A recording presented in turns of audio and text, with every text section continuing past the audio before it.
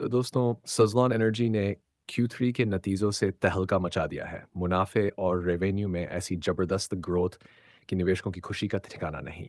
तो आइए इस धमाकेदार प्रदर्शन के पीछे का राज जानते हैं और समझते हैं कि इससे आपको क्या फ़ायदा हो सकता है। सुज़लॉन एनर्जी ने दिसंबर 2022 को खत्म हुई तिमाही में 387 करोड़ का मुनाफा कमाया है। ये मुनाफा पिछले साल के 203 करोड़ के मुकाबले करीब 91% ज़्यादा है। अब इसे कहते हैं असली ग्रोथ स्टोरी। इतना ही नहीं, कंपनी का रेवेन्यू भी डॉलर्स 969 करोड़ तक पहुंच गया है, जो पिछले साल 553 करोड़ था, यानी 91% की ज़बरदस्त उछाल।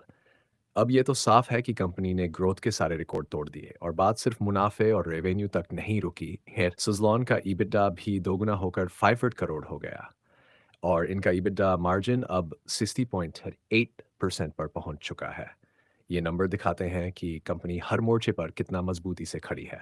अब बात करते हैं सुज़लॉन के बिजनेस सेगमेंट्स की। विंड टर्बाइन जनरेटर सेगमेंट, इस सेगमेंट ने 2336 करोड़ का रेवेन्यू कमाया, जो पिछले साल के 1004 करोड़ से दोगुना है। इस सेगमेंट में भी 65% की ग्रोथ देखी गई और रेवेन्यू 46 करोड़ तक पहुंच गया। और दोस्तों सबसे दिलचस्प बात यह है कि सज़लॉन ने इस तिमाही में 47 मेगावाट्स की रिकॉर्ड डिलीवरी की। मतलब साफ है कंपनी अपने क्लाइंट्स की डिमांड पूरी करने में कोई कसर नहीं छोड़ रही।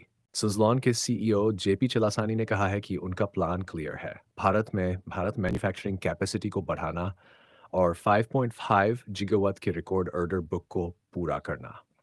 उनकी रणनीति ये दिखाती है कि कंपनी का फोकस लंबी अवधि के लिए वैल्यू क्रिएट करने पर है।